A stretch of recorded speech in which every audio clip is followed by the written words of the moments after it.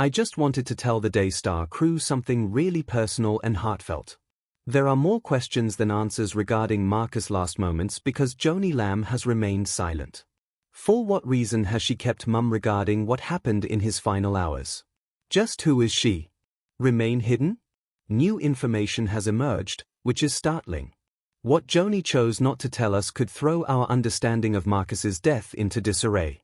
Did more transpire than was initially apparent? The reason she remains silent reveals volumes. Finally, the whole story needs to be told. Get ready for the shocking, long-hidden details. The Christian community was shocked by Marcus Lamb's death in November 2021.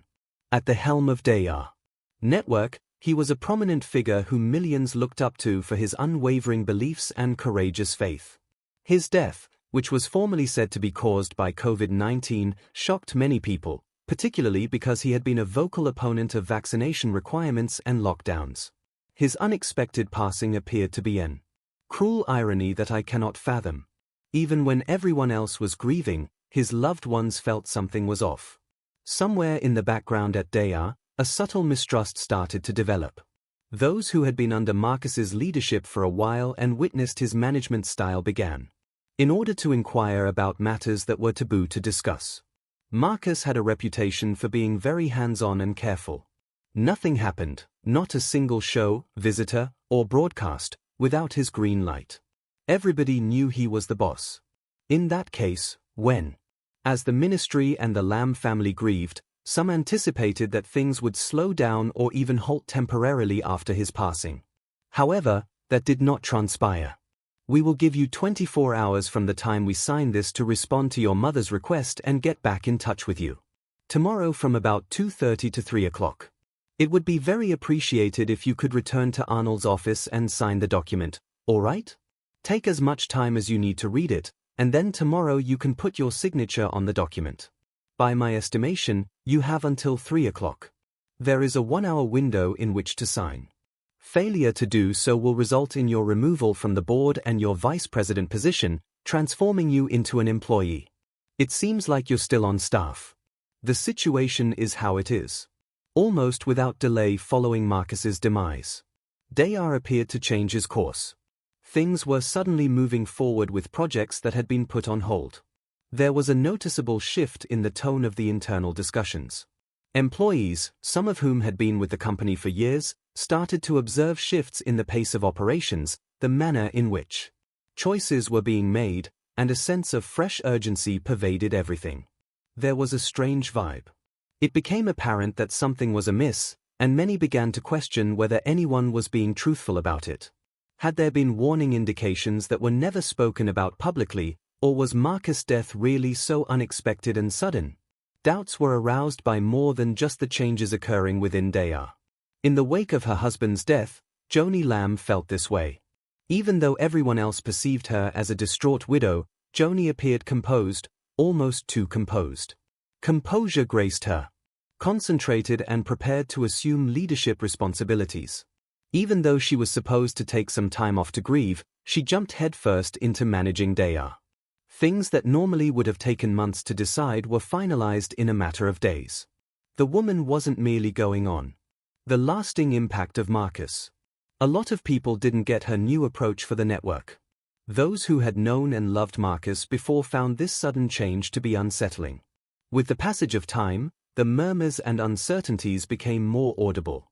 How did Joni manage to be so composed in the face of her husband's death? After Marcus passed away, several of her co-workers started to question whether she had been planning this for a long time. Could it have been that Joni had anticipated it? That her plans had already been coordinated? A strategy for daystar's future, prior to Marcus's worsening health. Feeling like Marcus' death wasn't as unexpected as it appeared was the most disturbing aspect of it. There was some speculation that Marcus's illness had persisted for longer than initially thought. Had he been in good health? Declining for months, or was his passing really unexpected? Those who had been in his inner circle started to feel like they were slipping through the cracks. They pondered Marcus's mysterious absence from the studio in the weeks preceding his demise. What the heck had? His voice kept popping up on TV shows and radio shows even when he wasn't there in person?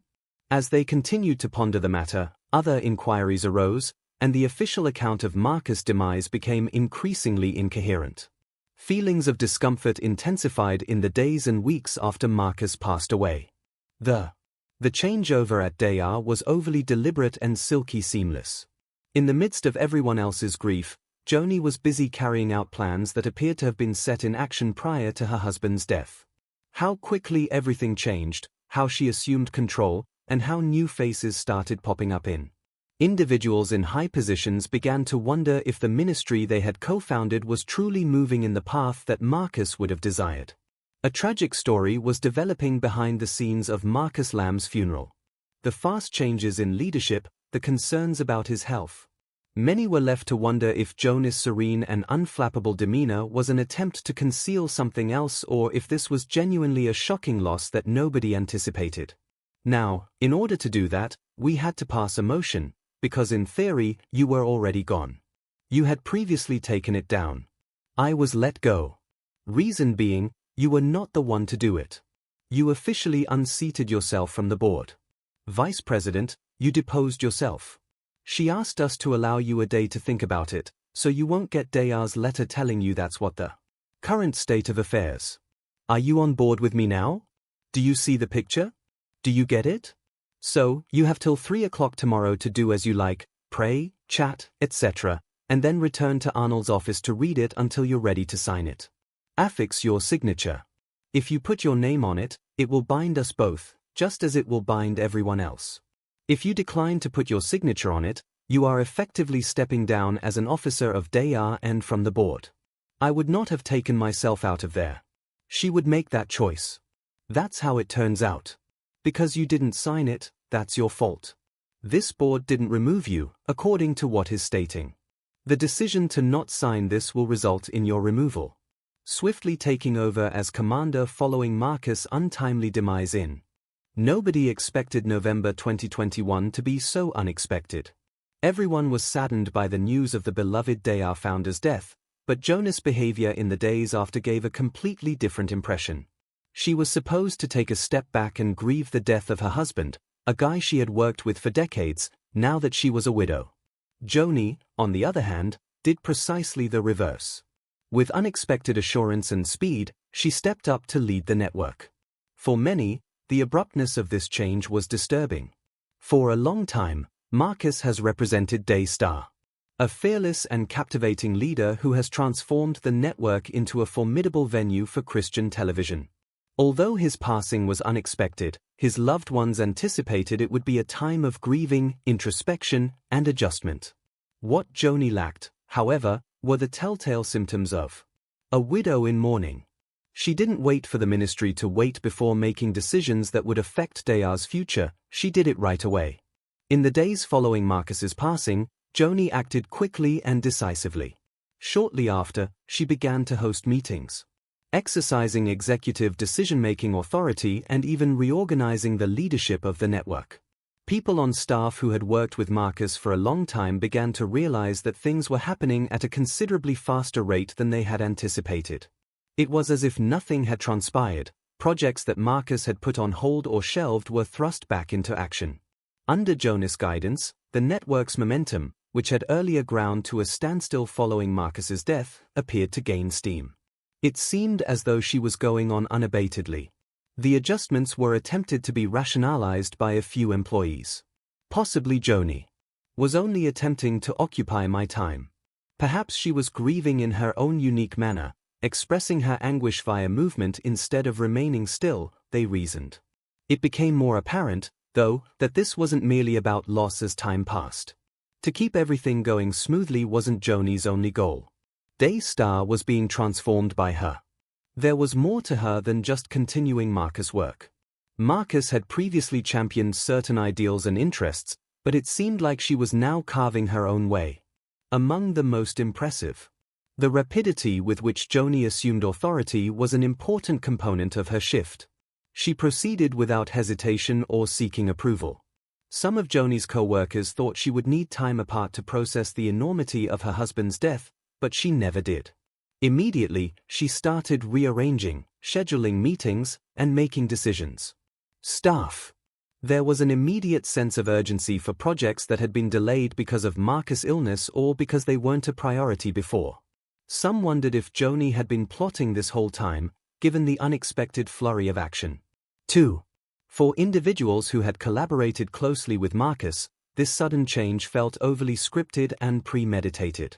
It was as though Joni had been getting ready for this moment, as if she had foreseen Marcus's death in her mind and heart for quite some time. Her sudden assumption of leadership seemed more like a calculated corporate move than an organic one. When her spouse passed away, it was unlike a widow's mourning. It was like if a really powerful person were assuming control of a company. When daystar's new leadership took over, it seemed more like someone was stepping into the shoes of a bereaved widow than her husband, who, prior to Marcus's death, had already planned the network's future. It was also easy to hear the shift in tone. Joni, who was naturally friendly and outgoing, found that she needed to be more forceful in her new position. She had transcended the role of the bereaved widow. She had entered in command, driving the network ahead with difficult decisions. She used to be a soothing presence in meetings, but several of her co-workers noted that she became more aggressive and forceful. There was absolutely no space for uncertainty or indecision. Providing guidance. Joni had taken a few. daystar exhibited a strong sense of conviction, as if she had previously decided on the direction the network would go. There was more to Joni's transition into leadership than the choices she made. Time was also a factor in how fast she produced them. A few days after Marcus passed away, the alterations Joni planned to make to the network would have an impact on its trajectory in the future. The adjustments ranged from organizational to financial to those pertaining to the content direction of daystar. Members of staff who had long been associated with the daystar family became more aware that Joni's new vision was overshadowing their concerns and that they were being marginalized. Observing Joni's lightning-fast actions deepened the feeling of estrangement among the long-term employees. For some, it seemed like Marcus had erased their place in the family and the principles he had taught them were. Something new was taking the place of the network. The principles of trust and faith for which daystar was famous were absent from Joni's new leadership style. Maximizing productivity, maintaining command, and pushing forward relentlessly were the key concepts. Those on staff who had collaborated with Marcus and shared his began to wonder if the ministry they had helped establish was now being changed into something they didn't recognize, after having vision and helping to build the network from the bottom up. The involvement of Joni's former counselor, Dr. Doug Weiss, in his rise to leadership position was one of the most startling details. A well-known figure in the fields of healing and relationships, who appeared frequently on daystar. For many years, Doug had been there for the Lamb family, providing guidance and comfort when times got tough. Doug was more than simply a guest or advisor at daystar after Marcus's death. He quickly became Joni's trusted confidant and became more involved in company meetings and decision-making. It appeared like more than simply friendly support when Doug took an active role in daystar's operations, according to many staff members. It appeared as though he was seamlessly integrating into the new organizational framework for leadership. It was difficult for some employees to adjust to the new circumstances. They were grateful for Doug's work, that much was clear. Indeed, they were. His participation, however, seemed suspiciously timed. Just a short time after Marcus passed away, why was he heavily involved with daystar's operations? With her own group of reliable advisors at her disposal, why was Joni placing such a heavy reliance on him? When Doug's clout increased, many saw it as more than simply a leadership transition. A change in authority seemed to be occurring at a pace that no one could keep up with. Within daystar, a sense of unpredictability settled in as Joni assumed control. Even employees who had previously supported Marcus began to doubt the network's future. Had Marcus rebuilt this ministry from the ground up, or was something really different happening here? Many were wondering whether Joni had been ready for this moment the whole time because of how quickly she took over and how she changed daystar's leadership. Her cool attitude and rapid response gave the impression that there was more going on here than the transition of a grieving widow into a new role. The plan was to seize control of the network and lead it into a new age. Joanie Lamb's swift ascension to leadership role was about more than simply carrying on her late husband's legacy. The goal was to transform daystar into a All her own idea. Some saw her as a courageous leader taking on a new challenge, but others saw her as trying to seize control in a move that had been plotted since Marcus's death. Her decision-making speed, reliance on others like Doug Weiss, and overall demeanor prompted inquiries regarding if Joni was genuinely mourning or if she was just getting ready for the worst. Finally, her deeds demonstrated her resilience while also illustrating the complicated and occasionally disturbing truth of what occurs when a ministry, a family, and a network suffer an abrupt and unanticipated loss. The revelation of Joanie Lamb's journal marked a watershed moment in the events leading up to and following Marcus Lamb's death and the resulting shifts at daystar. This was more than just a diary. It was the piece that finally fit the puzzle, and people started to believe that the story was more convoluted than they had previously thought. Initially, it was a peaceful. As excerpts from Joni's diaries were passed down from trusted family members and colleagues, the whispers intensified, gradually exposing an unexpected side of her personality. As it ought to have been, Joni's concealed diary served as a quiet space for her to work through her grief at a period of tremendous loss. But the things individuals discovered in those. Joni's public portrayal of a grieving widow was at odds with her actual circumstances. The entries lacked the genuine sorrow one would anticipate from a woman grieving the untimely demise of her spouse. On the contrary, they presented an alternative image. A photo of Joan's apparent emotional and mental distance from Marcus, along with her resignation and detached demeanor, led many to question whether she had already moved on before his death. The initially distributed pages were harmless enough. Many people expressed their sorrow, their loss, and the burden of the duty that Joni was now compelled to shoulder. People started to notice an uncomfortable tone as they continued to read. Neither wrath nor exasperation nor screams for rescue were heard. Rather, there was a serenity that might have come across as distant to certain readers. The fact that Joni was mourning is not in dispute. People were taken aback by the way she expressed her pain in her writing, even though she was. It was as if the person had anticipated the future and made plans to deal with it, as if she had already accepted the inevitable. There was one entry that really stuck out. The piece was penned few days prior to Marcus's hospitalization. "I only need to be silent and allow everything to unfold. Everything is finally falling into place." Some may have thought it was just a quiet moment of contemplation, a surrender to God's will, but God observes everything. It seemed odd, though, to those who were familiar with the Lamb family and had witnessed the mounting tension between Joni and Marcus over the past few months. It seemed as though a lady who had already accepted the impending event. One would expect someone in her position to be emotionally unstable, yet her statements were very calm. As individuals continued to read, a multitude of inquiries arose. Did Joni have any prior plans for Marcus' demise? Is that so? Had her emotional state deteriorated significantly before to his passing? There was no definitive resolution in the journal, but readers could not help but feel increasingly uneasy as they continued to read. Some started to wonder if Joni's seemingly serene demeanor following Marcus's passing wasn't just a hint. Bravery or trust. That was the signal she had been expecting all along.